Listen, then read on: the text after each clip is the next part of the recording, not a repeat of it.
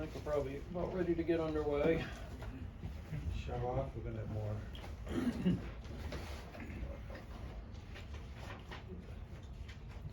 Alright, this was, as usual, start with the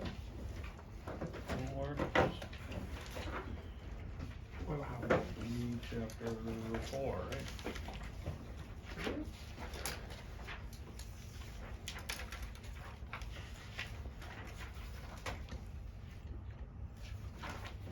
Page 63. Page 63, inboard diesel Yeah. engines, part 1. Yep. All right, so number 1, the compression of air in a diesel engine causes the C temperature to rise. Number 2, the diesel engine develops power by burning fuel. B. Number 3, to achieve effective combustion in a diesel engine, 3 independent factors must take place. There must be an adequate supply of C, oxygen, the diesel fuel must be atomized, and the diesel fuel must be thoroughly mixed with oxygen. The limiting factor of how much fuel a diesel engine can burn is the ability of sufficient quantity of B, air into these engine cylinders. There you go. 5, the purpose of the turbocharger is to C, drive compressed air into the cylinders. The downside of using a turbocharger is that it A, raises the air temperature. In the diesel engine, fuel is A, not mixed with oxygen before combustion.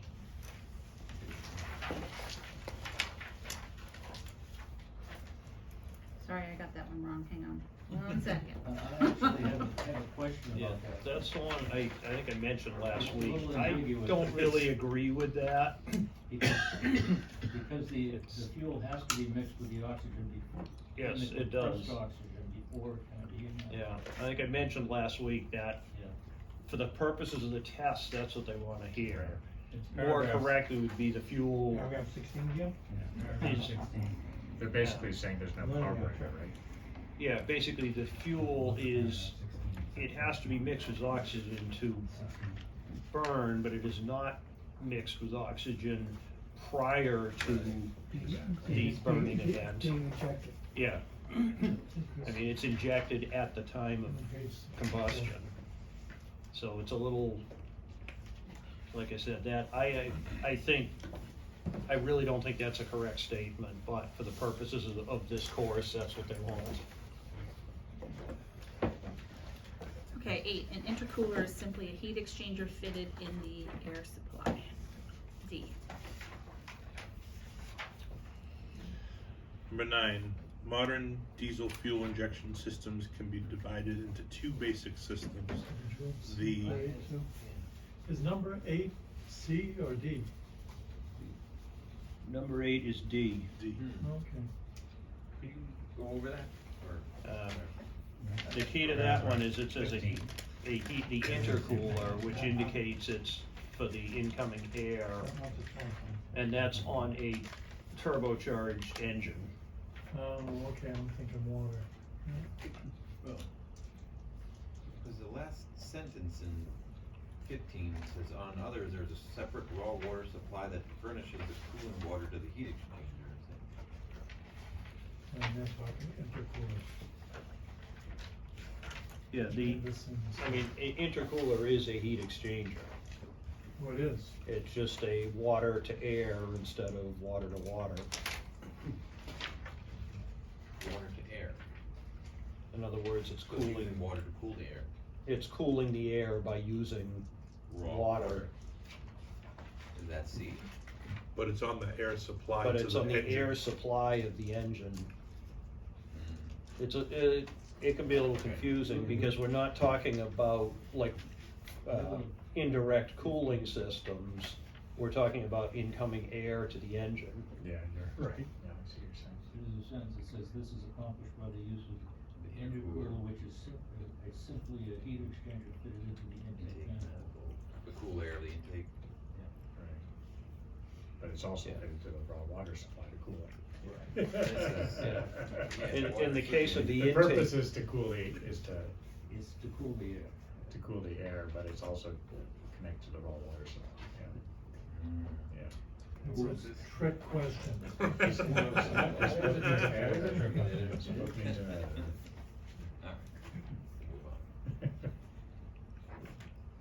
Does anybody remember why you wanna cool the air going into the intake? Cause it gets hot from the spinning Because of it's compressed. Because it's being Right, compressed. you want, Temperature of the air. the air to be as dense as possible. That's which the means- key word, cool. Which means it has to be cool. Yeah, cool air is denser, meaning that it packs more, get more power out of it. Or boom. And that's why the turbocharger or supercharger heats the air as it compresses it. So then goes through an intercooler to cool the air before it goes into the engine. Which, it sounds counterproductive on a diesel, but it really isn't. It's denser air will pack more oxygen in there, so you get more power.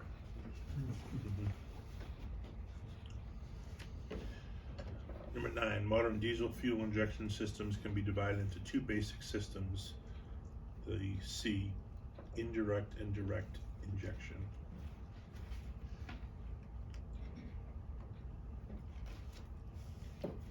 the 10, the difference between the unit injection system and the rail injection system is that the rail system stores a reservoir of fuel at high pressure. B. Number 11, the unit injection system has a combined pump and injector for each cylinder. 12, obtaining a constant diesel engine speed is achieved by the use of the governor.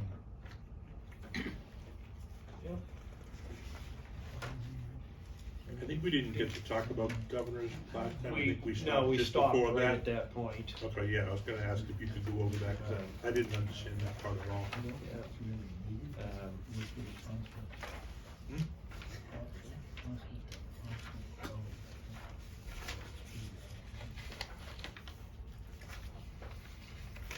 How do you know if your diesel engine has a governor?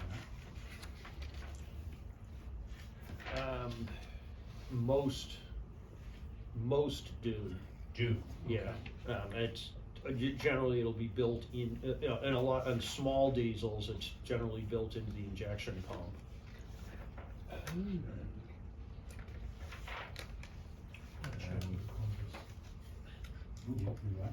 I'll check with the Congress.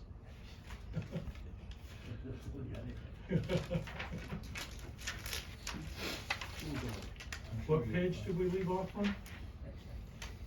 61. Yeah.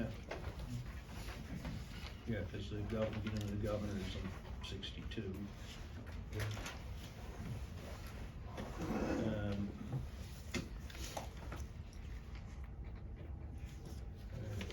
Now, also had mentioned, did everybody look to the next chapter, chapter 5, and do the homework? Yeah. This was, was thinking that maybe we should just go through that homework now, so we don't run out of time later. And then I'll pick up on so that would be page 73. I did not. Yeah, I didn't do it. Who did do the homework? Pardon me? I did it about a half hour ago. Let's go. You four can do it. You know what, if it We won't, can we'll guess. just, we'll We can try double to up figure it next out. week, so, You wanna double up next week? yeah, we'll do it. You guys get a gold star. I'll get into, Teal's not kidding, she literally did it like 20 minutes ago, Sitting at Cabela's. sitting at Cabela's. There's a pasta stain right there. alright, we might as well dig into governors, since we kinda left off there.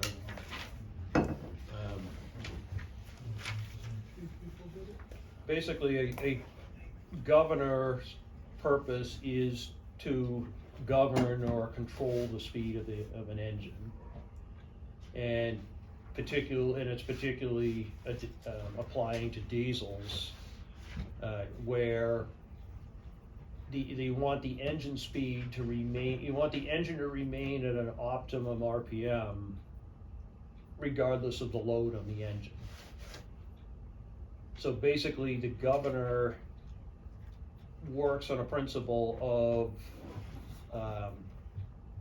flyweights working against spring pressure.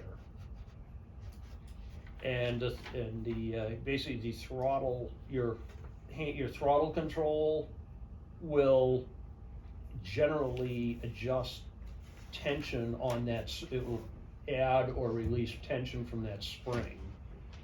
So what will happen is the spring, as they kind of show it on page 62, figure 49,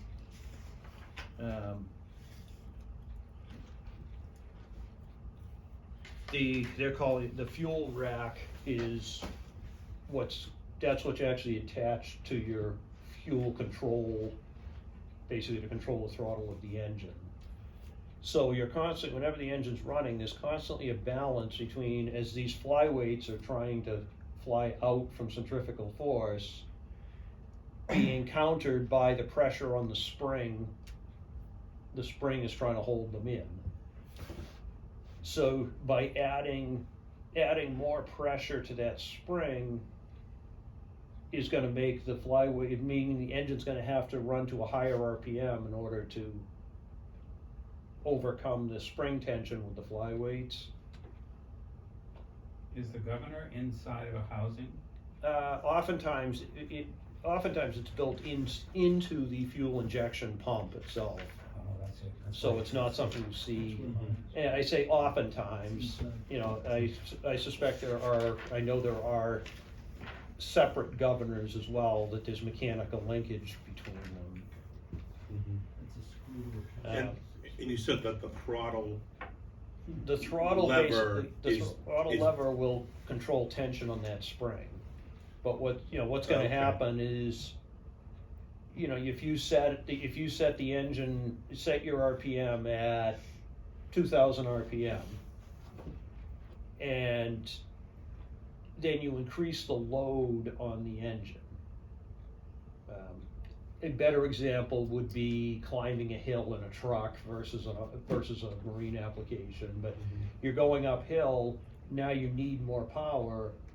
What's going to happen to the engine speed as you put more load on it? It's going to slow down. At that point, when it slows down, the flyweights the amount of centrifugal force will be reduced, so the spring tension will push that throttle lever further, will push that, they're calling a fuel rack, but the control on the injection pump will be increased to give it more fuel, which will bring the RPM back up. And consequently, when you start to come down a hill, as the engine RPM climbs, the flyweights are going to overcome the spring, will pull it back and slow it down.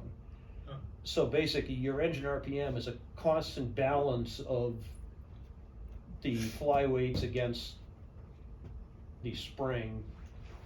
So if you're like going against the current, would be similar to going up a hill. Yeah, to You'll some keep your degree. engine at the Basically, if you same increase the RPM. load. Yeah, current or headwinds, right? Yeah, headwinds would probably be more, would be more of a, because going against the current, the boat's gonna go slower, but your speed through the water is not really gonna change. Right. But a headwind that's a good example. That would put more, strain on the boat, so now the boat would wanna slow down in relation to the water. So the governor, like I said, these flyweights are gonna be,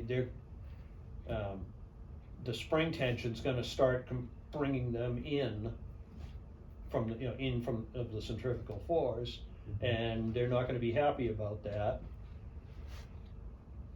So, like I said, that whole arrangement is attached to the fuel control. So it, basically the governor say, uh-oh, we're slowing down, we give it more fuel, Okay, So- and that's for a given, a given throttle setting. for a given throttle Because, setting, so if you give it more throttle, If you you advance would the increase throttle, the RPM. yeah, what Right. you're gonna do, giving it more throttle, you're gonna put more tension on that spring. And so you change the balance So, point. yeah, basically you're moving the, Okay, okay. Moving the spring. Okay. you're putting more tension on the spring, so now the engine's gotta bring higher RPM for the flyweights to overcome the spring. Right, okay.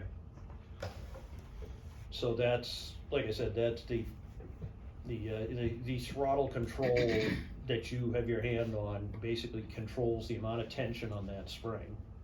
The more tension on the spring, the higher RPM. But for a given load against the vessel, more throttle means higher RPM. Yeah, regardless of what the load is, more throttle's gonna give you more RPM. Okay. The key to the governor is if you have the throttle at a set position and the Okay. load increases, the governor is gonna increase the amount of fuel so that it can To maintain maintain. that. Okay. 2,000 RPM. Yeah, Okay. so basically it governs it governs the RPM. Ah, So, and it won't go over 2,000. It can go less, but it won't go over. It will go less if your load overcomes the ability of the engine to, if you start Or if you lugging throttle down too, right? If you pull back on the throttle, it'll lower the, if you advance the throttle and put more tension, then you go over the 2,000. That RPM, that's the purpose, you're setting your RPM with your throttle lever, with your control. So why would you wanna go over if you're satisfied with the 2,000 RPM level? If you're satisfied with it, Yeah. then To you go leave the faster. throttle Yeah, right. alone, you don't Yeah. touch it. Yeah. Right. I'm just saying, if, say you wanna pick up your speed, so, okay, I'm gonna cruise at 2,500 RPM instead of 2,000. And all that means is it's more work for the governor, Well, it's Just not more right. work, it's gonna change the point right? where it's balancing to maintain that. And the same thing, as the load decreases, it's gonna maintain that 2,500 RPM if you've set it at that. But the thing, remember, the whole idea behind the governor is you're setting the RPM with your throttle control versus like a gasoline engine that generally doesn't have a governor. If you hit a headwind, your engine RPM is gonna slow down along with the boat. Because you don't have this Mhm. balance between centrifugal force and spring pressure. On the gasoline engines, your hand control is basically attached to the throttle, how much fuel it's giving it. And that's largely done because diesel engines generally have a much smaller range of RPM where they're efficient. You take a gasoline engine, like in one of your boats, Yeah. and you can run anywhere between 1,500-1,800 RPM right up to 5,000 or 4,500. Right. And the engine will be, they all have their points where they're more efficient, but it will do its job reasonably well anywhere in that range. Whereas a diesel engine, you probably have 1,200 to 2,500 is the range where it's happy. So can I summarize? So like in a human, if you're walking flat and you just want to maintain a steady pace, you're just walking. Now, would this be a gas powered or diesel powered? A human powered. So you're walking at just a steady Cyborg. pace, then you hit a hill. So in order to maintain that same pace, your body has to change itself to Speed maintain that pace. Yeah, you have to put Basically, you have to exert start more burning energy. more calories. Yes. And but you're maintaining the same pace, but you're burning more fuel. And Yeah. so that's what the governor's doing. It's saying if you want to maintain this pace, the Yeah. RPMs, Yeah, we're gonna give you more we fuel. have to give you more fuel to maintain Yeah. that pace. Is that basically what's happening? Yeah, that's Okay. Or an less- interesting or less- analogy, less but, fuel if you're going downwind, right? Right. yeah. Yeah. But, you know, you're gonna have to use, if you're going uphill, you're gonna have to use more muscle and. Right. Otherwise, you would just slow down, and that's what would happen if your Yeah, boat. or if you can didn't have slow a- down. You would, if you didn't have a governor, your boat would slow down. Would slow down, yeah. And again, in this case, I compare it more to like a diesel truck because it's a much more, it's an easier example. When you go up a grade, it's just like in your car, if you hold your foot in the same place, you go up a steep grade, the car is gonna slow down. Right, yeah, When you come hit the top of the hill, what's gonna happen on the other side? right. So The basically governor what the does- governor's Sounds like doing cruise is control. controlling the throttle. Okay. You know, in your car, basically you are the governor. You're saying, oh, I'm going faster than I wanted, so you take some throttle off. Okay. Yeah, but in the truck, you have a transmission that's gonna start your gearing. Going up a hill, right? At a certain. Well, if you go to if you get to the extreme, Yeah. you know, if you're going 50, 65 miles an hour down the highway, unless you hit a substantial grade, the transmission's not really gonna change. Yeah. It's just gonna give you more or less throttle. So then what happens when your boat goes down the hill? I mean, Off the edge of the earth. you're on Waterfall. that would be known as the backside of the swell. And that can get a little bit interesting. All the governors in the world aren't gonna help you when you're going over the waterfall. Even President. They're gonna bail out. Yeah.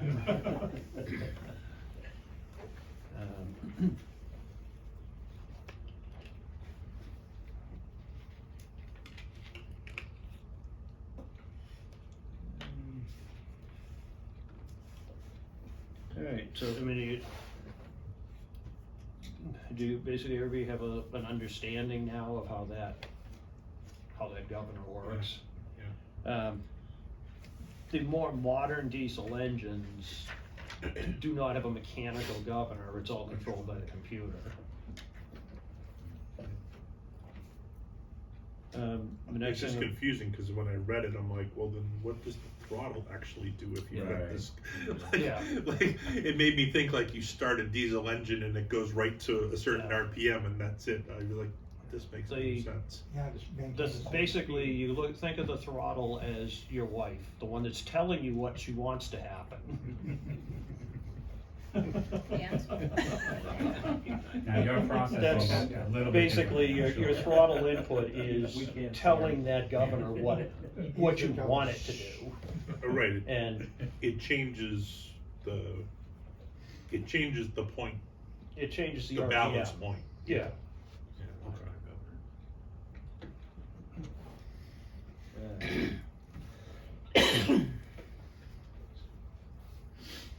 Alright, the next thing we will talk about, glow plugs. Now, one downside to a diesel engine is, we talked about earlier how you're igniting the fuel by heating up the air in the combustion chamber through compression. If you take an engine that hasn't been started, it's stone cold, and particularly, like in a marine environment, if this is sitting down in the bilge of a boat, that engine may be at 50 or 60 degrees. You get a considerable amount of cooling action from all of that cast iron of the cylinder. So generating on the initial cold start, you may not generate enough heat for the fuel to ignite, or not ignite sufficiently enough to run. And I say it that way because if any of you have ever seen the old you see diesels that have glow plugs that, it might be a 6-cylinder engine and 1 or 2 of the glow plugs is burned out.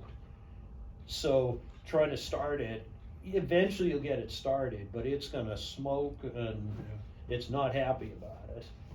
But so basically the glow plug is exactly what it sounds like. It's just a little round, like rod that is introduced, it sticks into the combustion chamber or the pre-combustion chamber that heats up and it literally glows red. And the purpose of that is to introduce enough heat to ignite the fuel for initial starting. Glow plugs usually only run, they only get used, well, the older diesels, the glow plugs are often you basically either held a button or held the switch partway over for 10, 15 seconds, you know, whatever the owner's manual recommended. Again, nowadays, a lot of them are, Yeah, me too. they have built-in timers, so you turn it on and wait for the light to go out. But, the only glow plugs basically only come into play for just before you start the engine. Once it's running, they're normally off. And what's the temperature that they get to?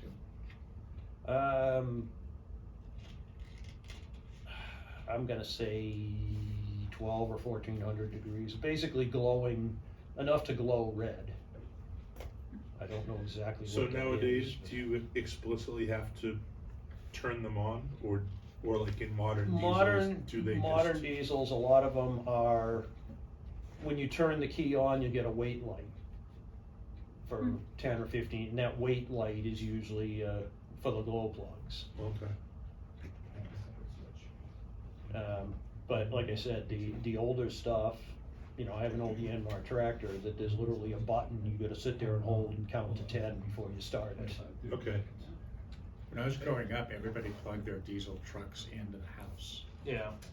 Is that more or less the same thing, just to keep the engine That's a warm? crankcase Well, heater, yeah. That's probably crankcase The, oil. the problem is, yeah, there's several issues in cold weather. Again, you don't see it as much in marine applications because you're not subject to, you know, 10, 15, you know, those kind of temperatures.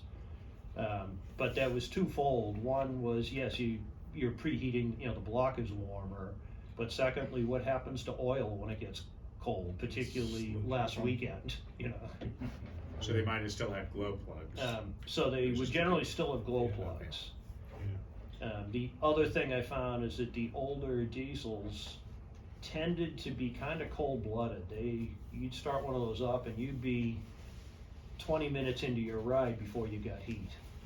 Because I know I've had diesel trucks all my life, and my older ones I used to plug in if I was gonna, because I was running a snow plowing business, so I'd be getting up at 1 or 2 a.m. in the middle of a storm to head out. I found by plugging the truck in, I would have heat pretty much right away. So plugging a diesel truck in, like if you buy a new diesel pickup truck, you could still plug it in? Yeah, they still. If they still, some have plugs, some, it's an option. Okay. They're not, like in the old days, it was pretty much a requirement. If it was below 30 degrees, you were probably gonna have to plug it in to get it started. Modern diesels have improved in that. I find, you know, I have an 03 Cummins, and I can't remember the last time I plugged it in. I've been in 16 below zero, and it started up. Not happy about it, This mind you, past but it Friday? started. This past Friday? Yeah, no, actually, this past Friday, Saturday, this past Saturday morning when I got up, it was 22 below zero where I was, Yeah. Where were you? up in central Maine. Okay. Wow. It was 22 below in Norton on Saturday morning. This was without wind chill. This was just, So the generator on our boat has a preheat button that we hold before we start, but it's a gas generator. It's not a diesel generator. I have absolutely no idea what that would be. Okay. Yeah, well, I've got a Northern Lights generator on my boat, and you have to hold it on for 30 seconds. Yeah. For the glow plugs. And sometimes I have to keep it held on because it doesn't start immediately, because Northern Lights, actually, the reason for that is they use a lower compression ratio. They were only around 9 to 1, not 15 to 1, so the engine is about 15. But is your generator gas or diesel? Diesel. Yeah, ours is gas, and we Yeah. still have a preheat. That's what I said, I have not heard of that, unless it's how long do you have to hold it for? Like 10 seconds. You know, unless it's a fuel pump primer. And, I mean, I assume that takes fuel out of your main tanks, Yeah, yeah, cause I Yeah. know, yeah. I mean, it literally says preheat, yeah. you know. So we hold that, and then as we're Yeah, keeping it that's- held, then we press the other one, and it, That's- and it, What kind of? Westerbeek? The Westerbeek Yeah, generator? yeah, generate, yeah, so Westerbeek 5K. Might wanna check on that, if it Oh. really means what it means. Yeah. That just sounds weird, I Means have what it not heard says. of that on It's a diesel. No, No, gas. it's gas. I've Gas, never heard of that, gas. with gas engine. Yeah. Should start right up. Yeah, So I have glow plugs in my generator as well, I've got the same generator. Yeah, Jeff it does, uses but, diesel. but the main diesel engine does not need glow plugs. Why would that be? Is that because it generates enough heat? No, the main, if they don't have glow plugs, they will generally have a grid heater in the intake system. As far as I know, most diesels have one or the other. And There's a some gr- kind of preheating. yeah, a grid heater Mine is, does not. Mine doesn't. I don't think mine does either. I have an old Perkins and it has no, nothing, just high compression, that's it. Must be high It compression. does take, I would say in the spring, it probably needs to crank 3 or 4 cranks before she kicks over. yeah. But in, most of the time, it's one crank and she's going. Well, again, I mean, She's there's, running I'm sure there's 15. exceptions, I'm not, most of the diesels I've ever dealt with have all had one or the other. Okay. It was Now, designed at here 17. again, being a generator for a boat, cold starting really isn't an issue. Right. Because I say most all diesels have them, I find all through the spring, summer and fall, like even on my truck, I don't even wait for the glow plugs, I jump in and start it just like it was a gas truck, and it starts right up.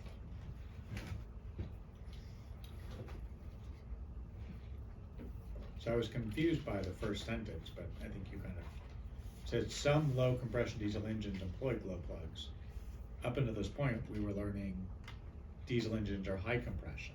But I guess you can have Yeah, higher, I think- higher and lower. Yeah, I think they mean in Low, high. relatively low, for a diesel Yes, low right, compression, Yeah, but. okay. Check online. Um,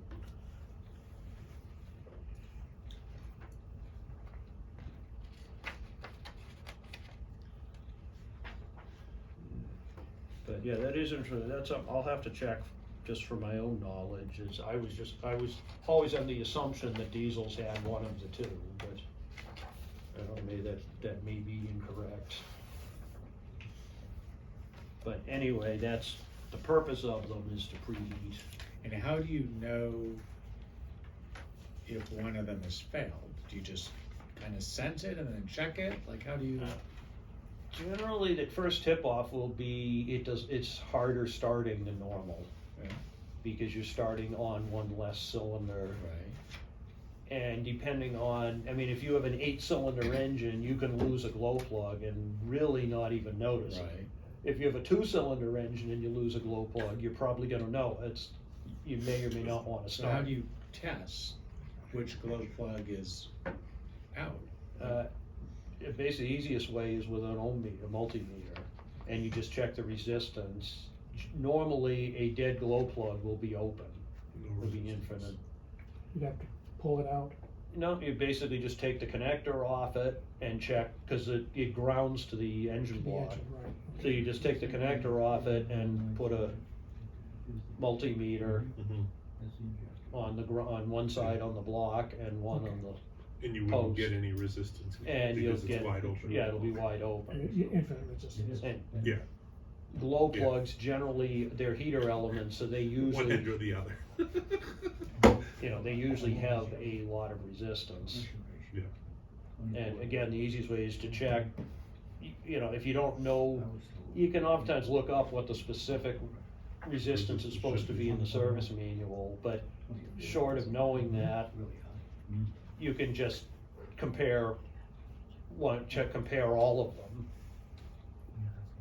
But I found as a general rule, if, like 6-cylinder engines, you can lose 2 of them, And you're gonna know something's up, but it'll still start. How much does a glow plug cost? We got $20. I'm gonna guess it depends on manufacturer, but as a general rule, you know, they're similar to spark plugs, 20, well, a little bit more than a spark plug, but 20, 25 bucks. You know, unless it happens to be a Bobcat diesel, and then they're like 180. And it's only because it's a Bobcat. There's nothing special about the glow plugs. I had to laugh kind of on a side note, but it just happened last couple of weeks ago. I work on Bobcat tool cats at Babson, and the wheel bearings on those are pretty common failure.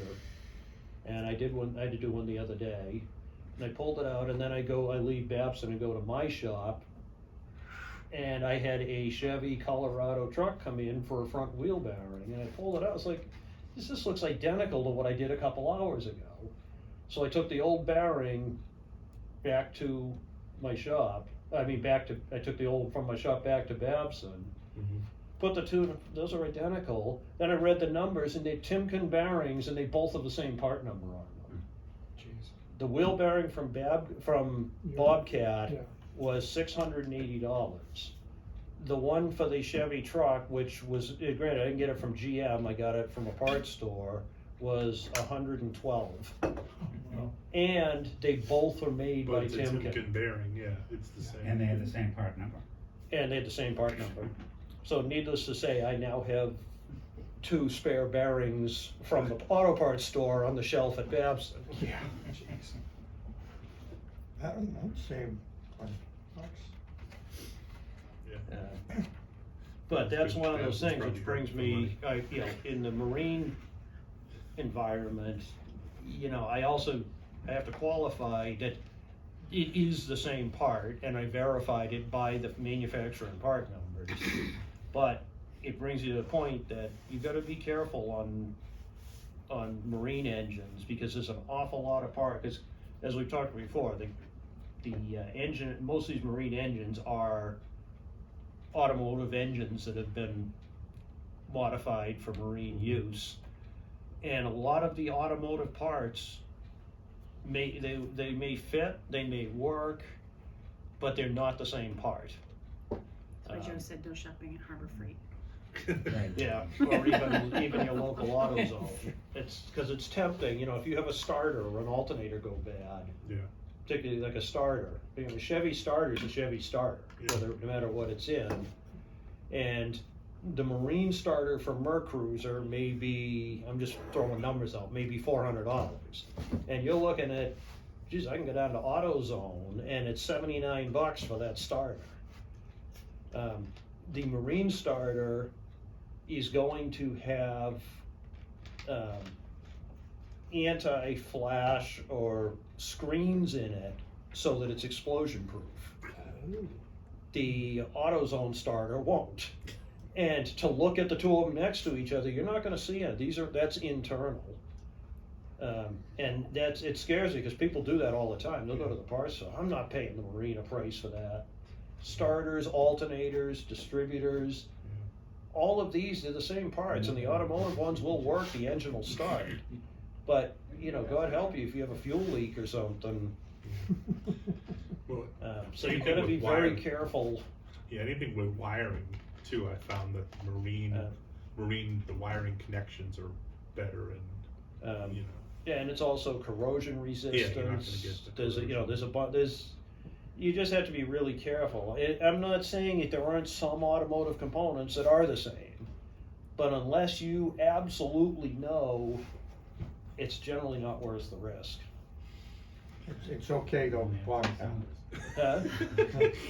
Yeah, Yeah, you can go to the auto store for Bobcat, but not for your boat. yeah. That's the bottom line.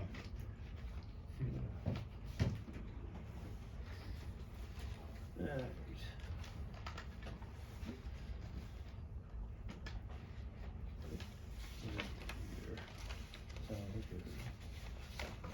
Alright, so we got the glow plugs.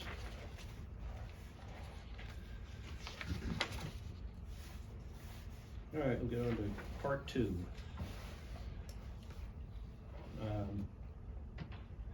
Well, one of the first things to say in here, on a diesel engine, the most common source of problems is the fuel system. And that is, I mean, it kind of makes sense because on a diesel engine, other than a major mechanical failure, that's all there is. You know, you don't have an ignition system. And the biggest thing I see with, the biggest problem I see with diesels is fuel quality.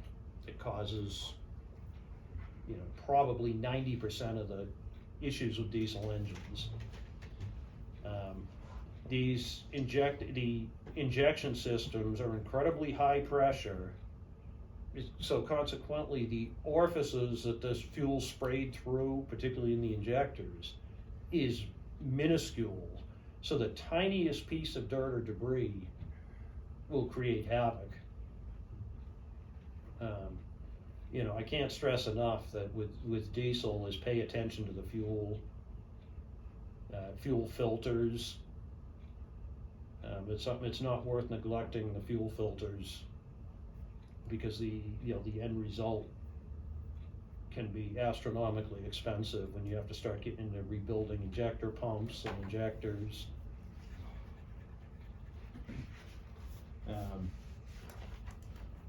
And also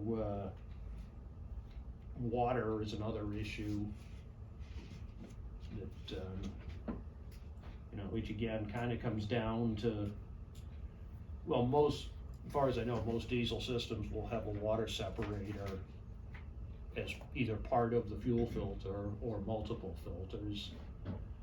That's something you want to pay attention to, and if you start seeing moisture showing up in the fuel, you want to investigate why.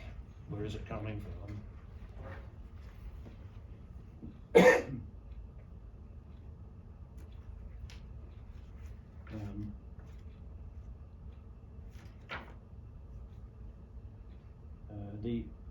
The next thing about diesel fuel is, unlike gasoline, diesel fuel will support growth of bacteria. And not super common, but it's not uncommon either. And usually the telltale to that is odor. You know, normally diesel fuel, I mean, it smells like kerosene or fuel oil. It's very strong, oily. And if you take the cap off, you know, take your fill cap off, and you smell, and it has like a rotten egg smell, that's usually an indication you've got bacterial growth starting. What do you do if that happens? Depending on, you know, if it's a small auxiliary and you can just pump the tank dry, usually You would put in a drain the tank. biocide. There's a number of products on the market. Pump the tank dry, put fresh fuel in with a good biocide. If you've got a larger, you know, like a trawler or a vessel that has large tanks, there are companies that will come clean your fuel. Literally, they pump it out, filter it, clean it. Fuel polish, yeah. Yeah, they call it polishing. Did you hear that? Yeah, I had it done before I brought my boat up. I wasn't sure about what kind of fuel I got in North Carolina. Trust me. I had two friends who cleaned their tanks. One did it in his boat, and then one took it home. And both of them, after they cleaned it, had pinholes. And the one that did it in the boat came back with 17 gallons of diesel in the bilge. Yeah. The one that did it on his workbench, he had a little bit of on his workbench before I realized it was leaking. So. Yeah. Yeah, that So is. they cleaned out the sludge that was plugging the holes? Correct. Yeah. Ah. My brother had Yep. that happen to him on his boat, you know, big sailboat, one of these big Ford Lehman diesels, driving it in, I don't know, 150, 180 gallon tank. Boat always reeked a little bit of diesel.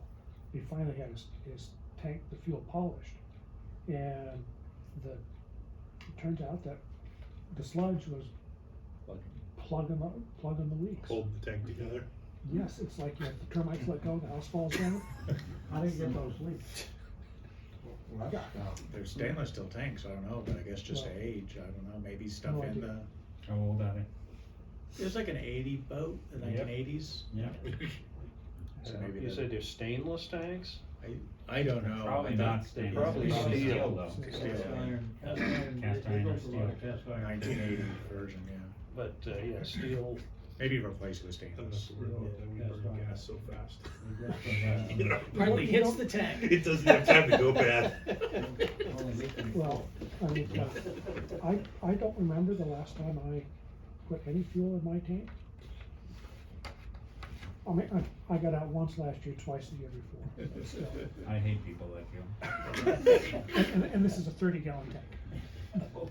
yeah, the only problem with that I know. is that's when you're most susceptible to moisture. Yeah, And obviously, Do you fill it up in the winter every year?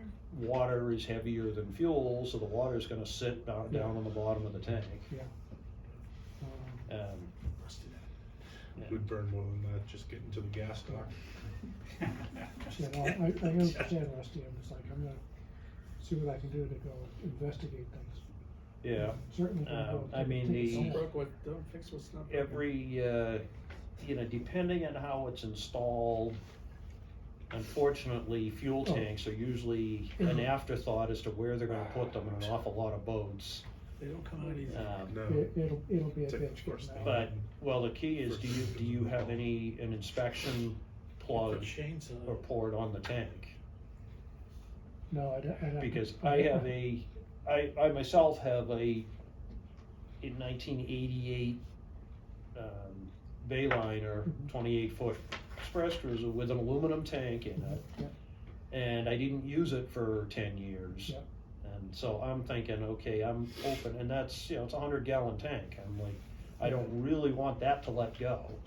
No, Um, no.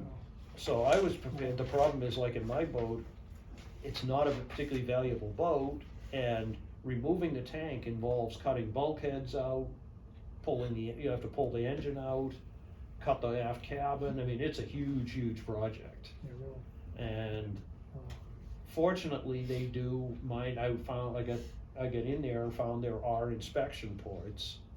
What So- does an inspection port look like? Round. Yeah, it's usually a round cover plate with, Just a plate. with like 6 screws. I don't believe I have one. I'd have to go. 30 gallons. So I pulled, Yeah, in there. I'd have to pull. you know, I pulled mine and I looked and I was actually pleasantly surprised. Unfortunately, you can get you can get pinholes of corrosion. Yeah. I've seen tanks that looked perfect, they looked like brand new, and they had a pinhole somewhere.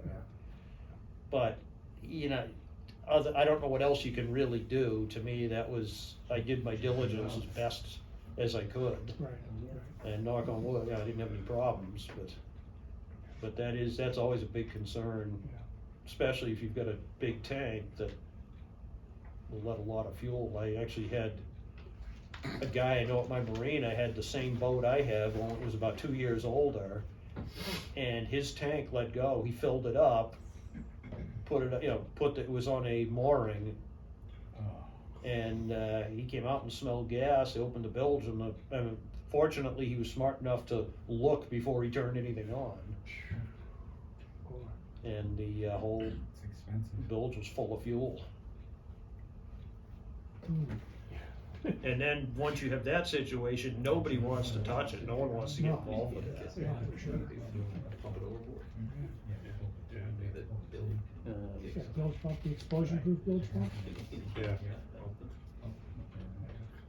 Then it gets really expensive when the bilge pump comes on and pumps that overboard. Almost calling for Viking funeral. Alright, next thing, moving along, is I'm on like page 67 here.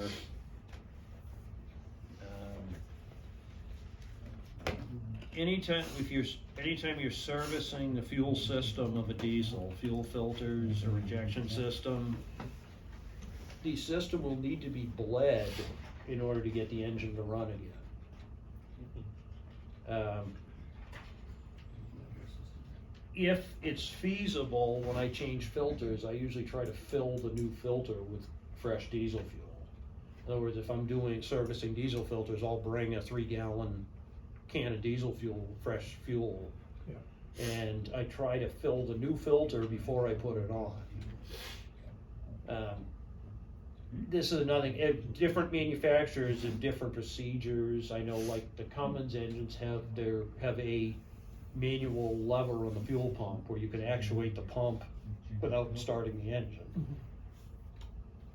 But the issue with diesels, and again, this doesn't apply so much to the modern common rail systems. It's the older mechanical injection systems that they show in this figure 52, you have an injection pump, which is, the injection pump is what creates the high pressure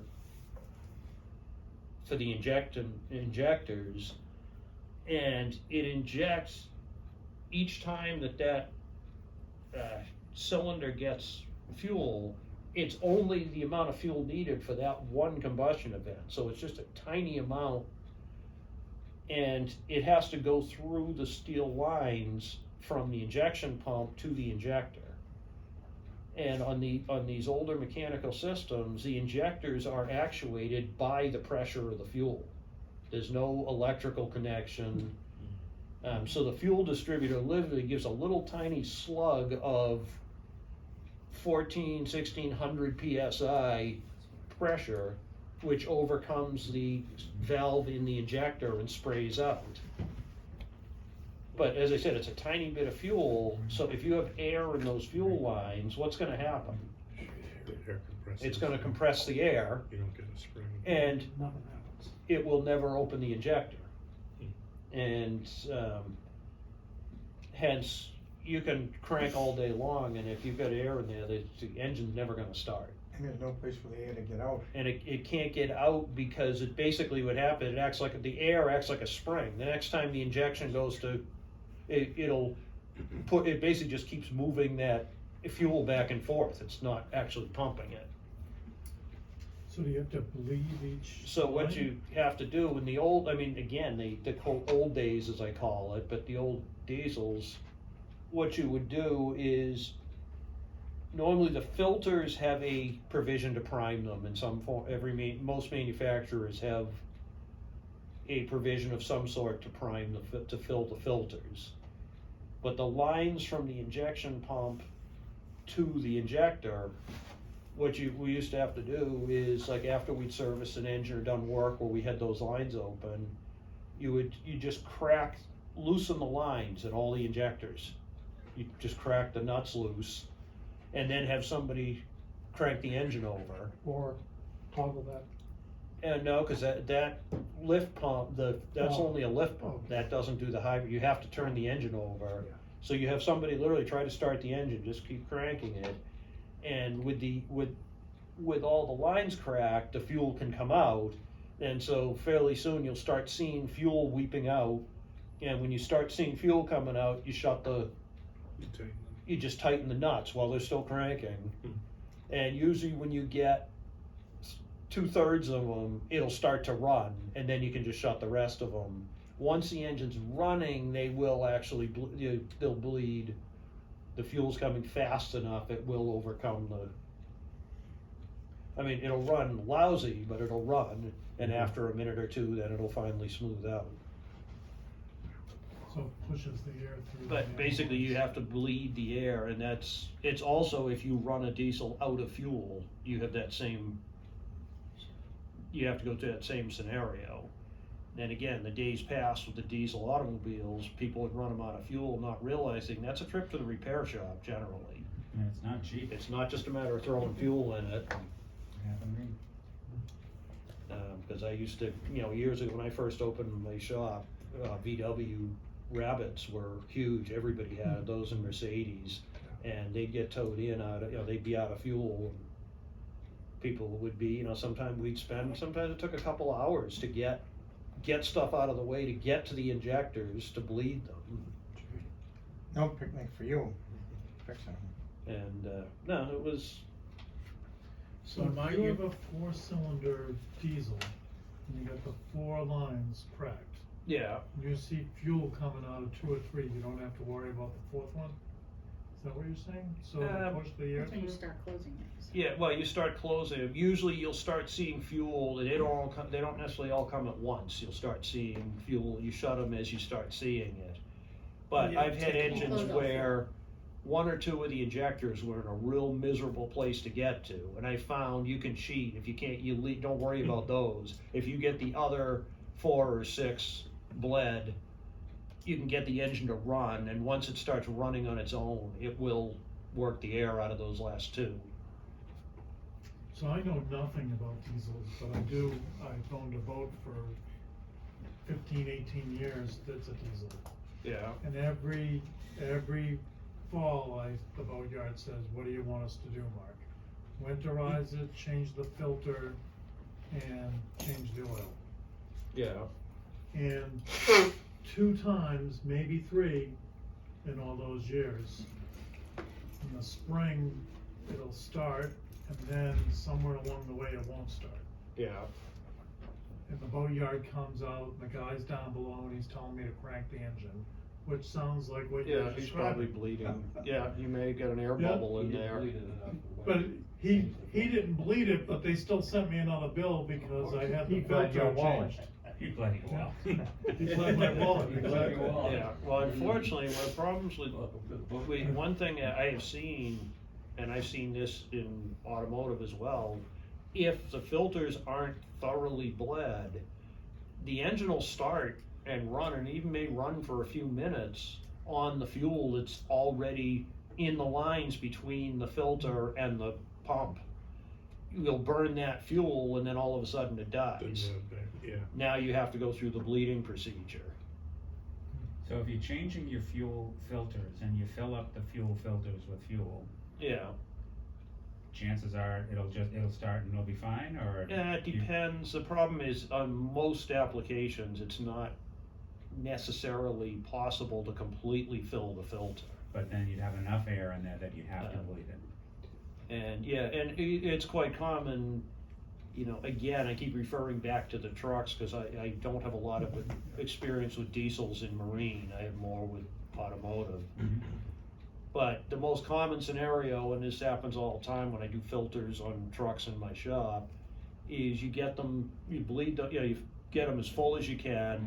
If it has a hand pump to bleed it, you do that. It'll start, it'll fire right up, and after 15 seconds, all of a sudden it starts running real ratty and smoking, and you basically just throttle it, give it throttle, keep the RPMs up, and keep the fingers crossed that it bleeds through before it dies. Okay. And most of the time it does. Dies? No, it'll bleed before it dies. Question. So when you say you fill the filter, like I remember when I bought this boat, a friend of mine said, Mark, put a bigger filter on it. So I put a bigger filter on it, and it's probably about this size. Yeah, And it's a glass dome, yeah, and I've never changed the filter, because I feel like I know nothing about diesel, so I've had the boatyard do everything.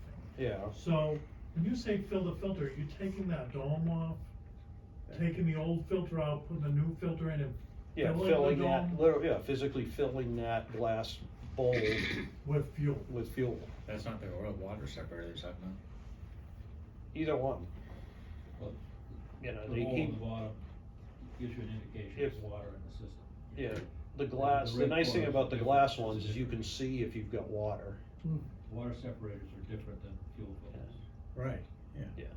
But the same principle apply, either one, Oh. if you open it up, you wanna Okay. fill it with if it's possible. I mean, some filters are in such a location or position you can't. Okay.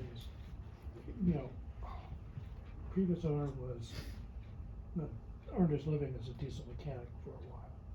And he put dual Raycors in line as primaries, Yeah. spin-on cartridge with the, Yeah. with the bowl underneath. And it's like, I would not know how to go fill up one of those cartridges. It's like a blue oil filter, it goes, Yeah. spins onto the top. I don't think there's any way to actually fill it Yeah, up. that's what I said, depending, so his are face down when you unthread them, is that what you're saying? Yes. Yeah, so They're- you they're- can't they're pre-fill face down that. and the, you know, the oil water, I mean, the water down Mm. there, so, but, You know, again, any of this stuff I'm telling you is, it's just generalizations, General, right, I can't, okay. you know, not everything is gonna work in every application. And again, a lot of the things, as I've said before, I'm not currently in the marine industry. Things have changed in the last 20 years. I've been doing this course for probably 20 years now. Things have changed. It's probably been 15 since I was actually working at a marina. It's okay, my boat's 25 years old. So, yeah, well, then I can probably fix it. So yeah. whatever you knew 25 years ago was totally relevant. Absolutely. But pretty much any of this stuff that I'm talking about, you're probably gonna find exceptions to. You know, what's now the norm, you know, may be the exception to what I remembered, but. So you're saying each fuel injection line has a bleed port? No, if they don't have a bleed, you have to loosen the nut that attaches the line to the injector. And they don't have a bleeder per se. And be ready with a fistful of paper towels. And a wrench. Right. But I do have one bleed port on the fuel line. So Yeah, that's what that would be for and that's, I was just gonna say, like you were talking about, is, I'm sure there is probably a procedure to bleed that. You would have to find out what that is. I think I have those on You know, I found my technical manual for the motor, and they say it's self-leak. Yeah. So- Now, you must have do you have an electric pump Yes, somewhere? electric- Yeah, that's if you have an electric electric fuel pump, an electric lift pump, that makes it much simpler. Yeah. Then they will either be self-bleeding or easily bled. Yeah, yeah. But again, what we're talking about here and for the Yeah, no, purposes of this course is mostly the old Yeah, and- mechanical systems. And I've helped a friend do just that. He had a two-cylinder diesel, but I've been in there toggling, Yeah. you know, the pump, while he's up there looking for leaks. And again, there's a lot of, you know, there's shortcuts too, and every different engine somewhere. I'm has. trying to think where it might be. I know that I think it's I learned at one point I could save a lot of time on some of the old VW Rabbits when they were run out of fuel by putting an air hose to the fuel tank and pressurizing the fuel tank and have someone up front open the low pressure side, bleed all the air out I love it. quick and easy. Now, again, you have to have a certain degree of common sense, because if you put 175 pounds of air into the tank, something's gonna let go. Yeah. So it was one of those, you kind of watch under the vehicle, it's a plastic tank, Watch for the and you bulge. watch the tank, it's okay, that's good, you know. Yes. You know, unfortunately, the problem with a lot of these little cheats is they can very easily get out of hand. But that little treat, that would save an hour and a half's time.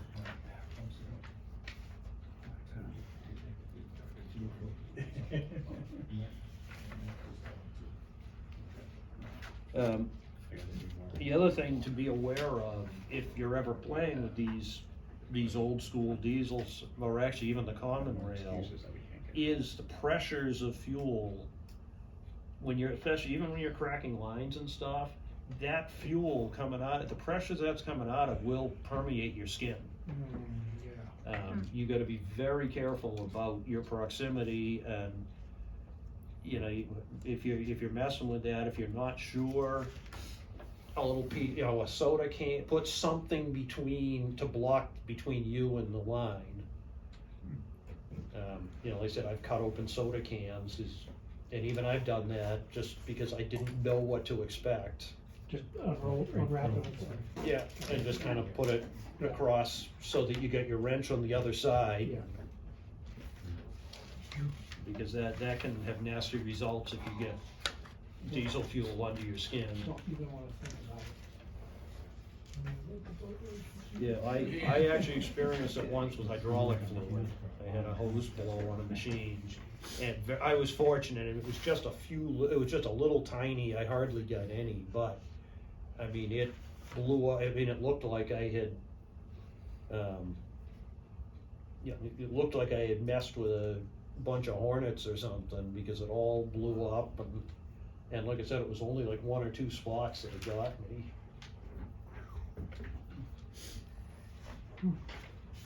So when you loosen that connection, it's just like, less than a quarter turn, just barely Yeah, loosen it? yeah, all you have to do is crack it. And again, normally, it's just gonna trickle out around the threads. But I say normally because you never know. If you got, what I have seen is, I've seen a rotted line that when you cracked it, it actually put a pinhole, a pinhole developed in the line. That's the kind of thing you can get in trouble with. Wear protective gloves and eyewear. Yeah, you should definitely, anytime you're doing work, anytime you're working on anything like that, you should probably have eye protection and hearing protection if you're running it. And I'm a big purveyor in that, because most of my life, I never bothered with any of that kind of stuff, and consequently, at this point in my life, I'm half deaf because I didn't take care of my, I didn't protect my hearing when I was younger.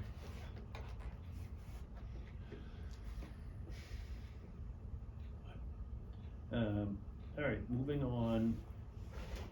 Marine diesel engine converts about 30% of the heat energy generated by burning fuel into usable power.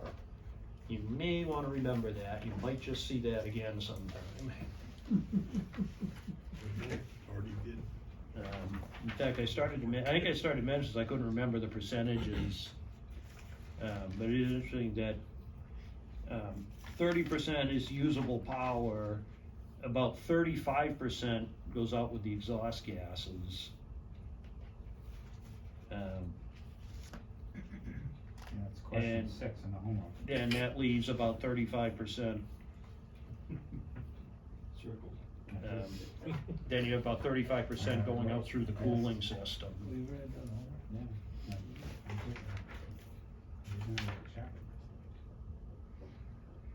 Yeah. Cooling system on a marine diesel, light is very similar to the gasoline. It can be direct or indirect.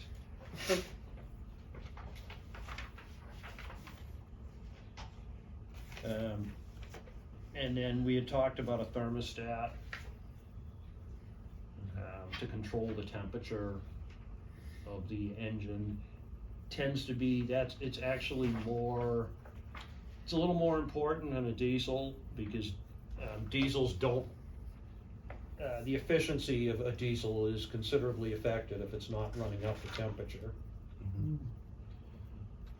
Gas engines, particularly raw water cooled gas engines, probably half of them out there, if they're of any age, the thermostat's been stuck wide open for 10 years, and nobody really even notices it.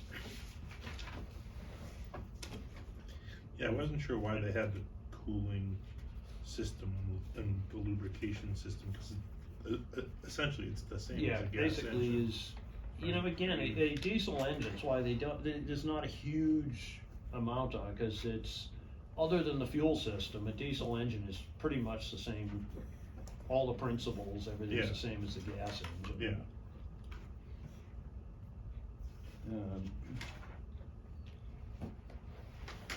One thing is, engine oil diesels use a different oil than gasoline engines, for several reasons. Diesel engines produce a considerable amount of soot, and much of which, due to the higher combustion chamber pressures of a diesel, there tends to be more blowing past the piston rings into the crankcase. So they generally have, the diesel oils are designed to contain that soot. The other thing, diesel engines, again, because there is more energy in the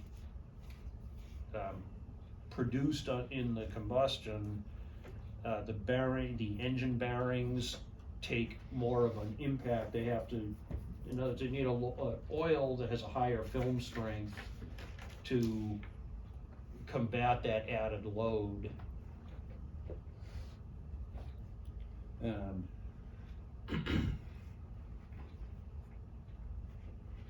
And in here, they're saying that the API grades, that the C, in a CF or CG, the C indicates the oil is for diesel operation. I'm not sure if that's still, I think they've actually gone beyond that at this point. But again, for the purposes of this, it's, you know, of this course,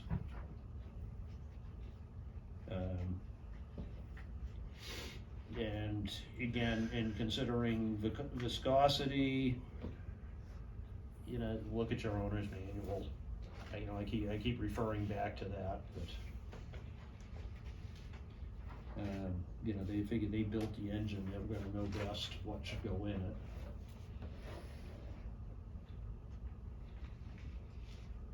We talked just a little bit, the other day, somebody had asked me about the multi-grade oils, just because the temperature of the environment can dramatically affect the oil viscosity. And anybody who's ever done their own oil changes will, you know, you try to drain the oil out of a vehicle that's hasn't been running, and it can take, you know, a half hour, 45 minutes for the oil to work its way out. You know, it's kind of a double-edged sword, because, like, you know, changing oil in your car, ideally you want to drive it, warm it, get it good and hot, and then, you know, then drain the oil. You know, the only problem is now you've got scalding hot oil going all over you when you're trying to do it. And in a car, you typically have the oil pan and the exhaust runs right by it too, Yeah. so it's. But the other advantage, if you do, you know, again, I didn't get into this in maintenance later, but you want to run, you know, give your boat a good run before doing an oil change. You want to get all of the contaminants and dirt in suspension in the oil. And I know when I used to do mine, I would do my oil in the fall, I would do my oil changes at the dock before the boat came out of the water. Because I'd take it for a good run, you know, really get it thoroughly warmed up, thoroughly mixed up. I'd pull back into the dock, and as soon as I tied up, I was ready to go. I'd shut the engine off and start and pump the oil right then and there. And then everything else would get done after the boat was out of the water.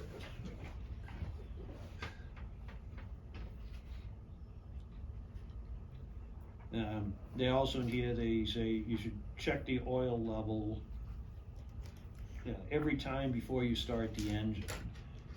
I mean, I admit, that also sounds well and good, but in the real world, I don't know you, but in my boat, in order to check the oil, you gotta open the engine hatch, which means you gotta take all the deck chairs and the carpet and everything off of the engine bay. So it's, you know, that's not always practical, but, you know, my belief is, one, you should get to know your boat. How often, you know, if it uses oil. But aside from that, you know, if you're using it a lot, it's not a bad idea once a week to do it, but, you know, it's every couple of tanks of fuel. It, you know, again, it kind of varies, but here again, for the current purposes of this course, it's every time, it's daily before you start the engine. I did every couple tanks of fuel in my sailboat, it'd be every couple years. I was gonna say, same with Steve, that'd be like every 5 years. I think that's the last time I gas, fuel. Yeah, well, then you might wanna think about doing it once a year. Generally, yes. Once a year, whether it needs it or not. A lot depends on how many hours I got on the engine. And honestly, the other thing to think about is how have you been using it? You know, if you've got we're in a sailboat, if you have been running the engine, either, you know, you're in a hurry or, you know, you're fighting weather and you've been running the engine high RPM hard for an extended period of time, you're gonna wanna check the oil more often. Because, you know, it's possible you may have an engine that under normal circumstances doesn't use very much oil. But then if you have to push it hard, all of a sudden, It's got problems. you may find, it may not have problems, you may find it just under hard use, it consumes oil. You know, again, that kinda just getting to know your particular boat and what's normal. And that also helps you circumvent issues when all of a sudden it's not acting like it normally did. We used a quart of oil over the course of a season. Yeah. A quart, that's it? A quart, yeah. Yeah. Just one in And but I mean, you've got a baseline, so now you know that Yeah. if all of a Yeah. sudden halfway That through was next only like season, 50 it's 3 It quarts was low, only then, like 50 hours, but, yeah. yeah. So, another one they put in here, too much oil and the crankshaft will dip into the oil and cause overheating and uncontrollable over revving. That is true basically on a diesel engine. If you whip the oil to a point where it can actually start getting pulled in through the breather system of the engine into the intake. Because most engines have some sort of a breather to allow the crankcase fumes to get burned. And I'm kind of explaining because a lot of people ask that, why would over revving? Yeah, I didn't understand. What ends up happening is the engine starts running on the diesel fuel. I mean, not diesel fuel, on the oil, The lubrication oil. on the lubrication Oh, oil. because it's coming up through the. Because breather. it's atomized coming up through the breather. Okay. How do you stop it? That can be tricky. Basically, cause shutting a key off isn't gonna help because that normally shuts the fuel off. They refer to it as a runaway diesel when it won't shut off. Yeah. You basically have to stop the airflow. Okay. And that can be tricky, especially if you've got like a turbocharged diesel, but Very simple. even if it's not a turbocharged, a diesel's a pump. And I had a funny thing. I had been teaching this course, and one morning I had a diesel truck, an older one. I got to work I think about plowing. I get to my shop at 3 in the morning. I go to shut the truck off, and it won't shut off. And it wasn't runaway, it was just idling. This wasn't that exact scenario, but there was an issue with the fuel shut-off valve, and it wouldn't shut off. And so I'm thinking, okay, well, what I was always taught, and I see in the course, is stop the air supply. So I feel that's not too difficult. I undid the intake hose that comes from the air filter. Went under the seat of my truck. I had a Frisbee that I always kept there for the kids, and put it on there, and it just sucked the Frisbee inside, just shattered it, sucked it right in. Oh, geez. I was like, okay, that didn't work. Good thing you didn't use your hand. Fortunately, They start running on the Frisbee. fortunately, the engine was tougher than the Frisbee. I didn't seem to have any side effects from it eating part of it. Diesel engine will eat anything. But Bet your kid was well, pissed off. a Frisbee isn't that substantial. No. But I was kind of like, it's kind of weird. I never really thought about that situation, but the truck's an automatic transmission, so I can't stall it. Yeah. So basically it sat there and idled for about 2 hours until I called the guy I knew with the Dodge dealer, one of the mechanics. Yeah. I was like, hey, have you ever come across this? And he's like, yeah, reach down on the left side of the motor, there's a lever there that's stuck. Just sure enough, I gave it a tug and it stopped running. But That makes sense. I didn't know Because I that. had a car in high school, it was gas, but there was something wrong with it at one point, and I would turn it off and the thing would keep running. And I remember the mechanic describing it as, oh, it's dieseling.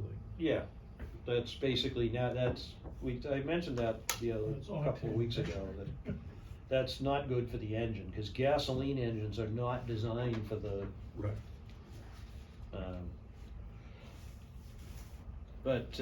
so anyway, yeah, if you have a runaway diesel, you need to stop the airflow. Now, if I had a piece of like aluminum or steel plate, a frying pan, something like that would have done it. You just stop the air. So keep a frying pan So on. on my boat, Well, I mean, go down to the galley and. on my boat, it has Leave the like frisbees alone. you would think you were pulling a choke on an old engine, but Yeah. what you're actually doing is, You're you're pulling a cable, Yeah. but what is that doing? Is it stopping, is it? Shutting the Now, this is your shut off. This Yeah. is to shut the engine So off. is You it pull. shutting the fuel supply, is it Yes, shutting the air supply? that's shutting the fuel supply off. Oh, interesting. And that's, again, the old mechanical diesels, and even the old trucks used to have they just had a lever you pulled that looked like a choke on a gas motor, and that was how you shut them off. Yeah.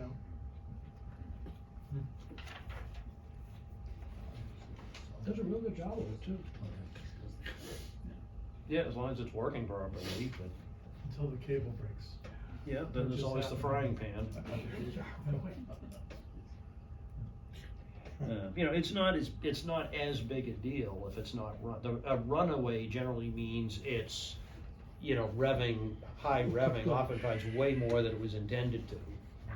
Because and again, as I said, that's because you're sloshing if it's overfilled with oil. But equally on a gasoline engine, it is also just as detrimental to overfill the oil. They won't run away per se, but when you turn the oil to foam, air is not a good lubricant as you aerate the oil. So the point is keeping the engine oil in its operating range. And that's something you want to check after having it serviced, because a lot of marinas and automotive shops both, they're doing 8 or 10 of these a day. They dump in the oil that it's supposed to take, and I know a lot of places don't actually look at the dipstick. So it's not a bad idea, even if you've had it serviced by someone else, to check your oil. Going forward, I don't know, when the tune's on.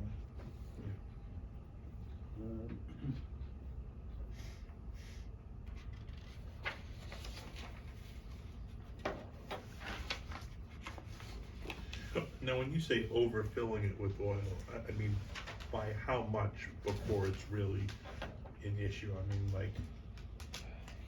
It obviously varies depending on the engine and the Okay. application, but, I'd say anything's, if you're close to the line, it's really probably not an issue, but Okay.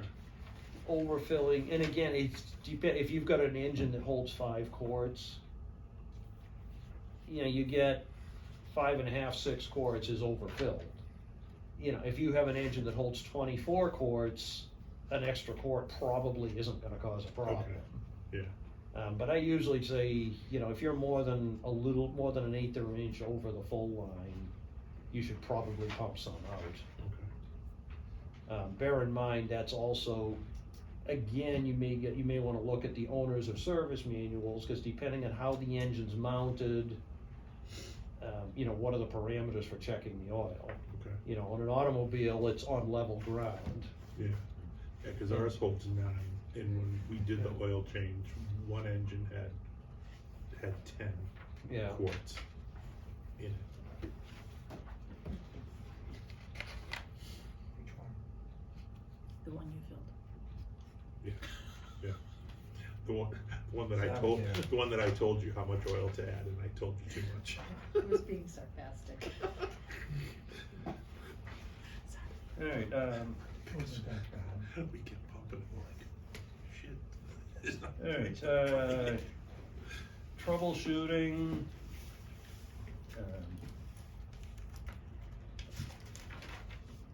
You know, first thing, when you, if you have an issue out on the water, obviously the first thing is to make sure you and your vessel are in a safe situation. You know, that's paramount before you start worrying about it. And then you can decide, you know, depending on your situation, whether you wanna spend time trying to troubleshoot versus getting on the radio.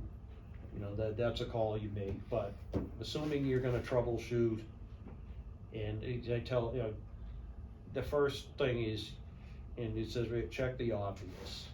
Do you have fuel? You know, are your batteries charged? Like the simple things.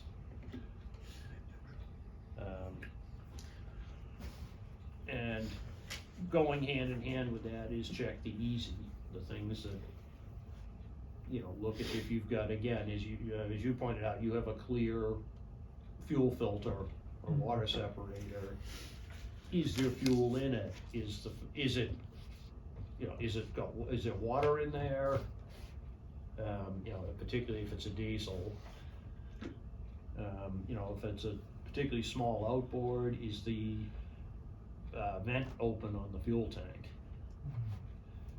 You'll see that all the time in, not only in this course, but any engine thing. And the reason you'll see that in almost any course, anybody talking about troubleshooting, because it's so common that's the cause.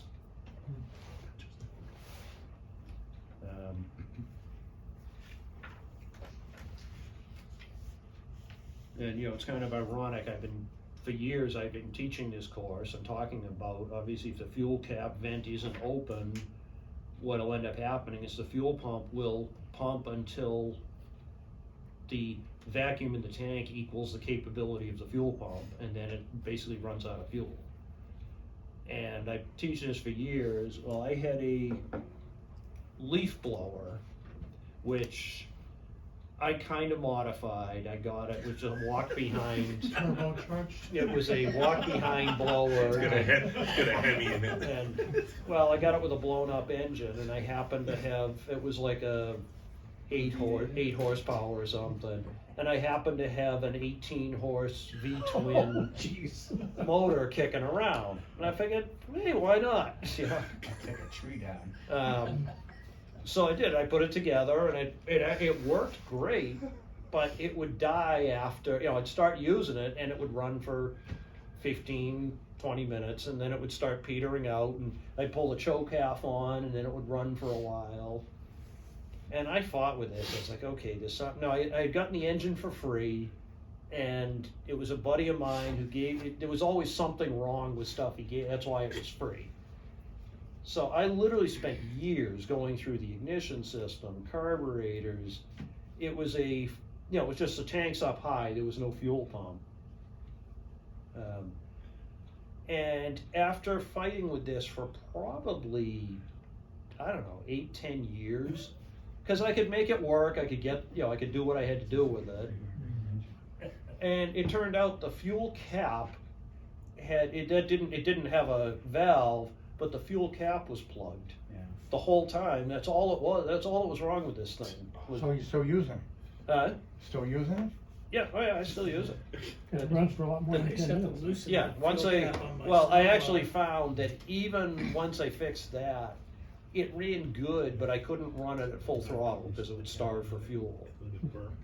So I ended up adding a fuel pump. The problem was the 18 horse needed more fuel than gravity fed. Too loose.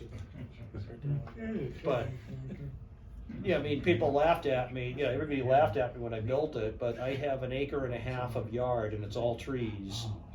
I feel your pain. And I can do that whole yard in less than an hour. Basically, I push the leaves, I can get a wall of leaves with this thing, and then I throw the blade on my plow truck and I just everything goes into the woods. So, The neighbors laughed at me when they first saw it, and then all of a sudden, while they were out there raking, and I'm sitting on the porch having a beer, cause I was done 2 hours ago. It was, all of a sudden, they were like, gee, can I borrow that? It's nice and flat now. Would you let them, or wouldn't trust them and do it yourself? I wouldn't let them. Yeah, I wouldn't No, let 'em. something like that, I wouldn't No, let it, most stuff I own has been Right. modified. cannibalized or modified that I couldn't really loan it out. Fuel costs on the boat. The only downside was the neighbors' kids, the toys, everything else would be in the woods along with the leaves. But As long as your kids with I it. told my kids, you leave your toys out, you know where you go look for them. yeah.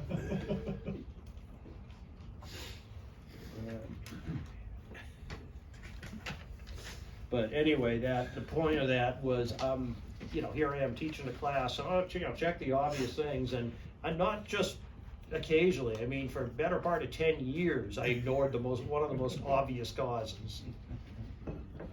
And the funny thing is, someone had asked me, said, hey, I got this problem, particularly with an outboard, but even with a lawnmower, it runs for 10 or 15 minutes and then it kind of dies out. I would have been like, it sounds like you might have an issue with fuel. It's one of the first things I would have told them to check. But I figured nothing of mine is ever that simple, so.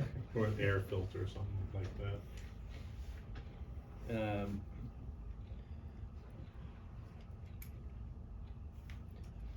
Cooling system, troubleshooting. The most common issue is lack of water flow in the raw water side. If it's a indirect system, or a direct system, it's lack of water flow in the raw water side. One of several things. The raw water pump comes to mind fairly quickly, and as we talked about before, is buildup of rust and scale in the water jackets on the manifolds. Those are the most common, is if you're not flowing water through the raw water side. It could also be the strainer too, right? The C strainer's plugged. Yeah, if you have a you C have- strainer, yeah. that's something that, again, Seaweed. goes back to sand, checking the obvious. That's obviously one of the first things you're gonna look at. Not just the strainer, but the actual inlet of the seacock.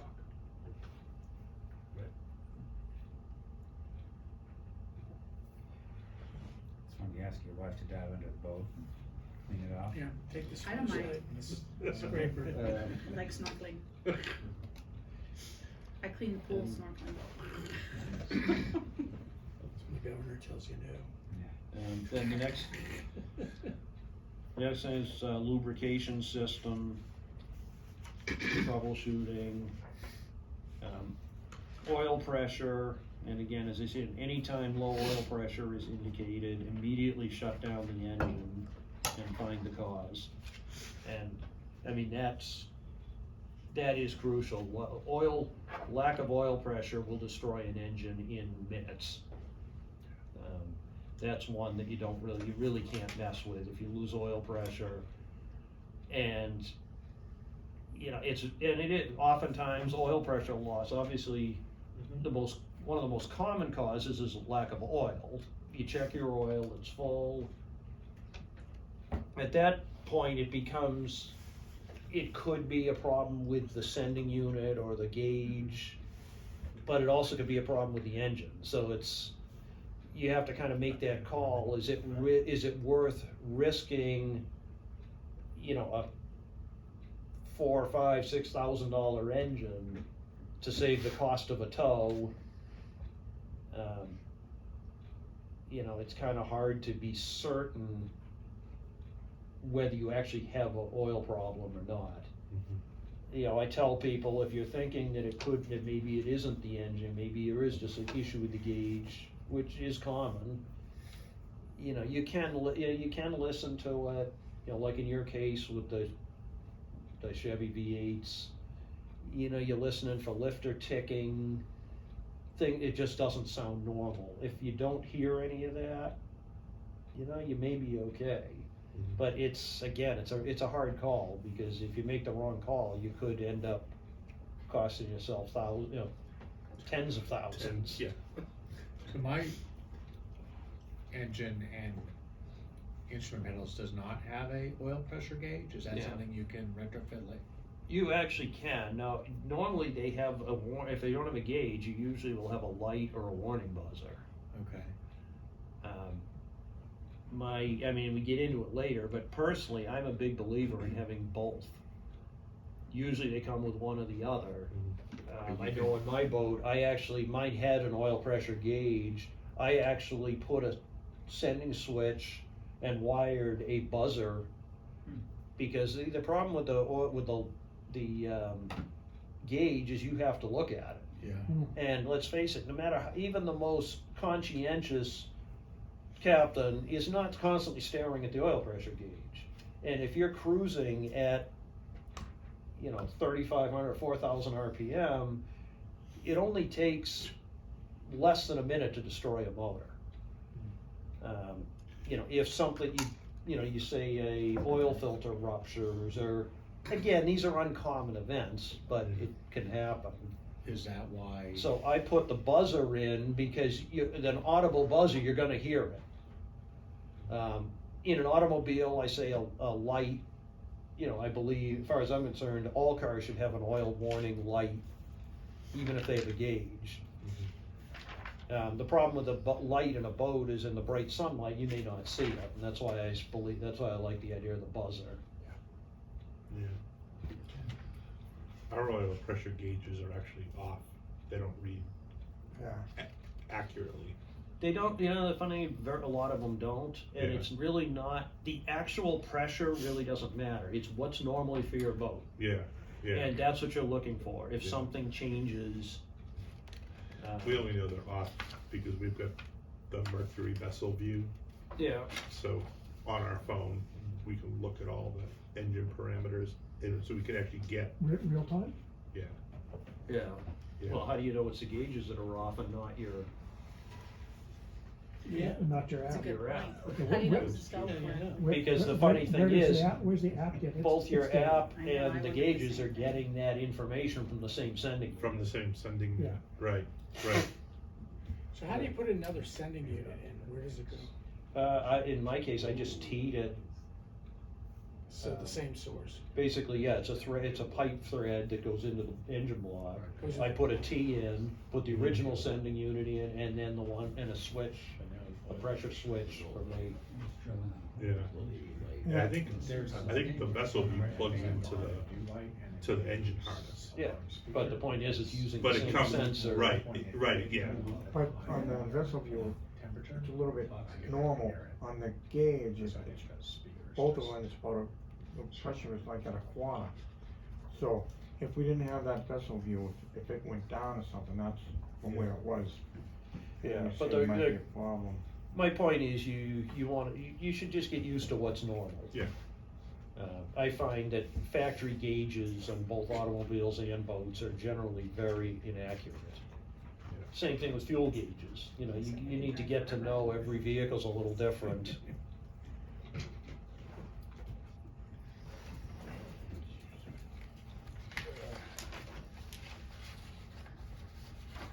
Can I ask a question on the cooling system troubleshooting?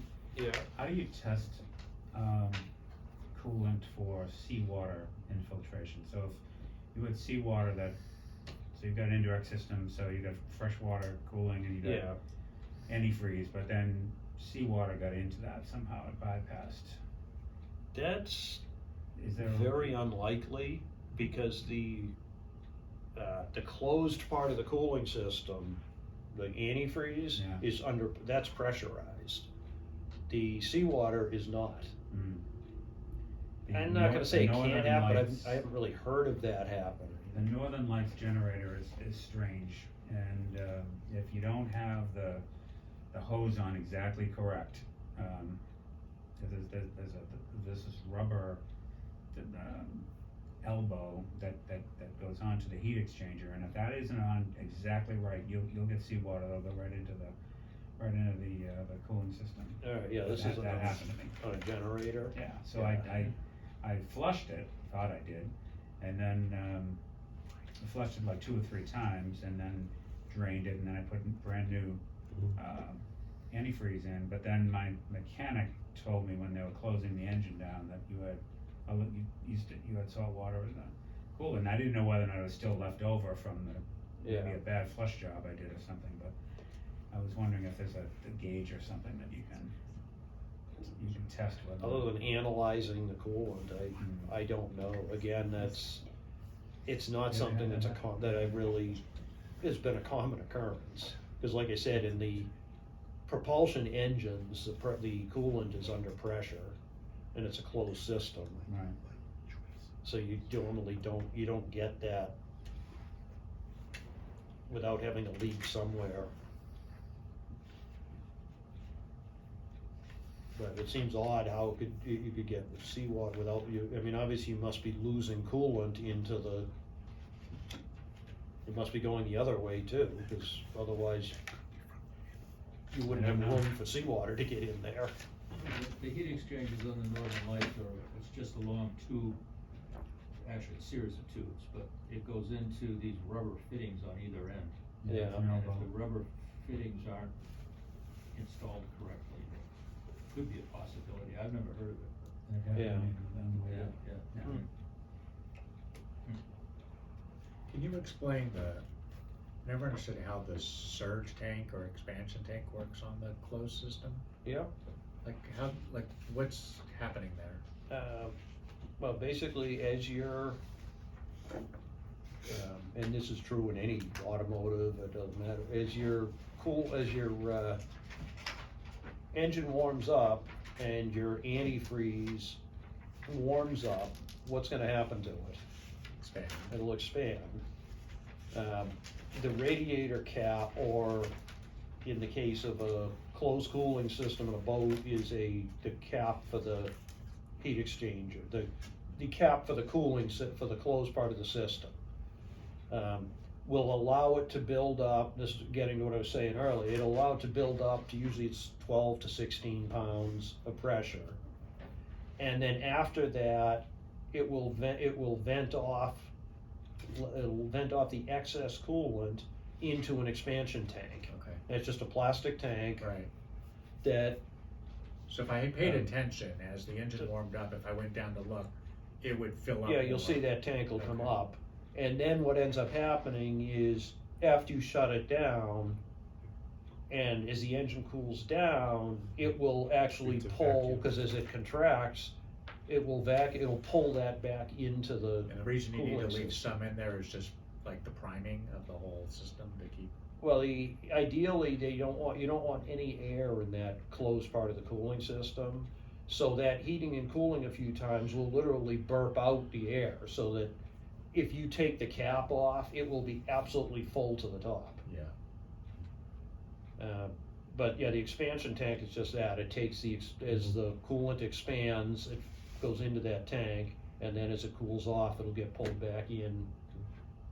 But you always want some coolant in that expansion Yeah, tank. usually they have a so it cold, doesn't, so they it usually doesn't have a suck. full cold level. Yeah, of so it doesn't suck air back in Yeah, to it. and if that tank keeps losing coolant, then you're looking, you've got an issue somewhere. And it's actually not uncommon for the cooling system cap, or radiator cap, if you wanna call it that, for those to go bad, and they'll weep a little bit, so what'll end up happening, the engine cooling system will stay full, but the overflow tank will gradually lose coolant. And it's higher than the reservoir, where the reservoir is for the coolant? It doesn't have to be. Okay, but, so in theory, if you're losing coolant, if that's higher, you're gonna see it not in the radiator itself or whatever that's called the Yeah, I mean, if you're losing coolant, well, whether it's higher or lower, one thing to be aware of is if you've compromised the cooling system somewhere, the Yeah. closed part, the antifreeze part, if there's a leak in that, then that whole scenario of pulling the coolant back out won't work, because it'll just pull air in through the leak. Yeah. So it's very common to have a cooling system. That's why periodically you need to check the coolant level in the heat exchanger or radiator, not just rely on the tank. Right. Only caution being, you wanna check that when it's cold. You don't wanna take that cap off when it's hot. But you should check, you absolutely should periodically check your coolant in the actual cooling system, not just the overflow. That's actually easier to get to anyway. Well, not necessarily. Yeah, it depends on the I mean, application. on my boat, I mean, the overflow is right here, the pressure cap is way here somewhere. So it's like, But that is just to be aware, if you've got a leak in the cooling system, oftentimes that reservoir will not go down, Okay. because it relies on the vacuum of the coolant, of the engine cooling down to pull the coolant out of that. If there's a leak somewhere, you'll never get that vacuum, so that tank will just stay full. Okay.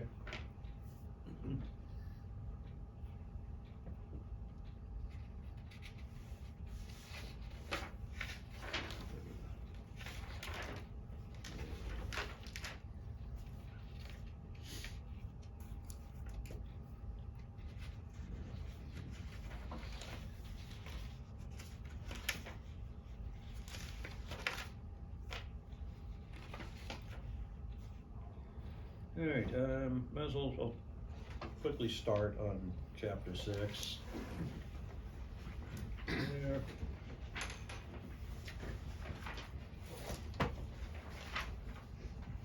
I am gonna start on mentioning a reduction gear.